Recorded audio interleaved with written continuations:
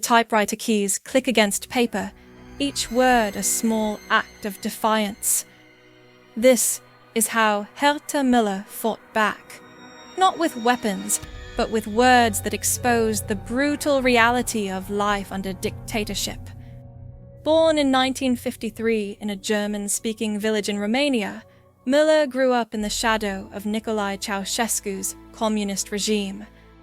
Her childhood and early adulthood was shaped by the oppressive political climate that suffocated personal freedom and crushed dissent.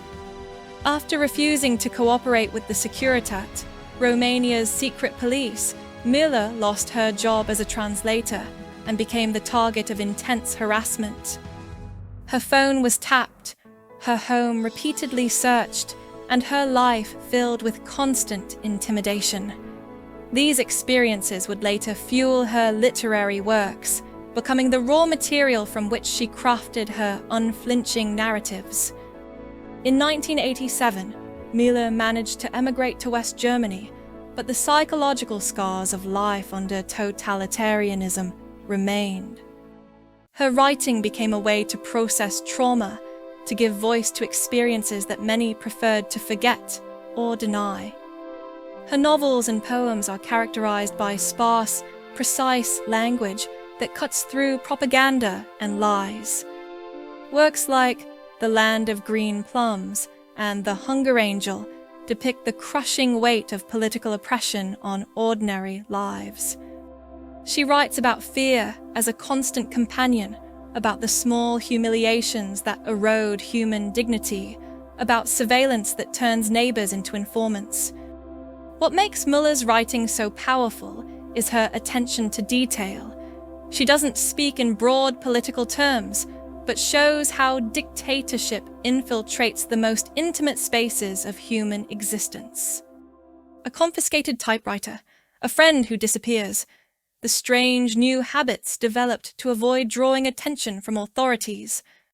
In 2009, the Swedish Academy awarded Muller the Nobel Prize in Literature, recognizing her for depicting the landscape of the dispossessed with the concentration of poetry and the frankness of prose. This international acclaim brought wider attention to her work and to the experiences of those who lived under Soviet bloc dictatorships. Muller's literature serves as both testimony and warning. Her books remind us that political oppression isn't just about grand historical events, but about how power invades private lives.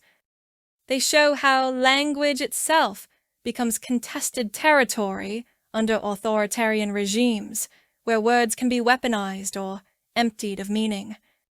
Today, as populist and authoritarian movements gain strength in various parts of the world, Muller's insights remain disturbingly relevant. Her work stands as a powerful reminder of what happens when freedom is sacrificed in the name of security or national identity. Through her unflinching gaze and precise language, Herta Müller continues to bear witness to the human cost of totalitarianism, ensuring that these stories are not forgotten.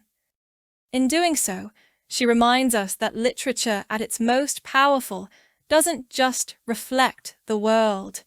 It helps us see what we might otherwise choose to ignore.